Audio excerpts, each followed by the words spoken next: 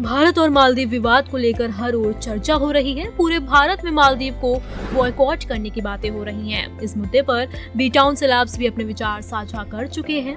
इस बीच अब FWICE यानी federation of western India cinema employees ने भी मालदीव्स को बॉयकॉट करने की अपील की है। साथ ही कहा है कि वहां पर किसी भी फिल्म की शूटिंग ना की जाए।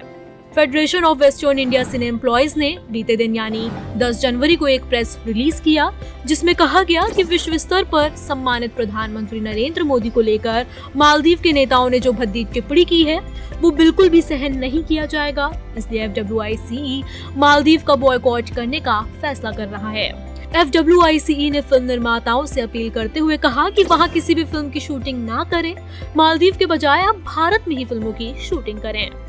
FWICE द्वारा जारी किए गए प्रेस रिलीज में कहा गया कि भारत और मालदीव के बीच बढ़ते तनाव को देखते हुए मीडिया और एंटरटेनमेंट इंडस्ट्री में काम करने वाले वर्कर्स, टेक्नीशियंस और आर्टिस्ट का सबसे पुराना और सबसे बड़ा निकाय FWICE विश्व स्तर पर सम्मानित PM नरेंद्र मोदी का अपमान नहीं सहेगा।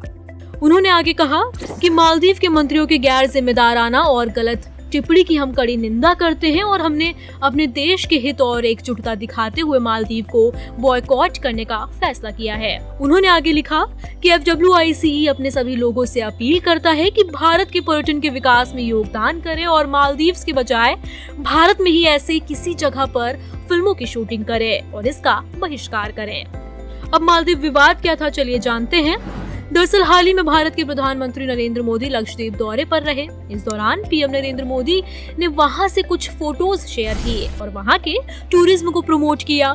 इसके बाद गूगल पर लोग इसको सर्च करने लगे। साथ ही कुछ यूजर्स ने लक्षद्वीप की फोटोज भी इंटरनेट पर साझा की और इसके बाद सोशल मीडिया पर चर्चा होने लगी कि जब अपनी ही देश में इतनी खूबसूरत जगह है तो फिर हम कहीं और क्यों जाएं। ये बात मालदीव के मंत्रियों को रास नहीं आई और उन्होंने इसके विरोध में टिप्पणी कर दी। इसके बाद तो ये विवाद इतना बढ़ता चला गया कि मालदीव को बॉयकॉट तक की बात अब हो रही है।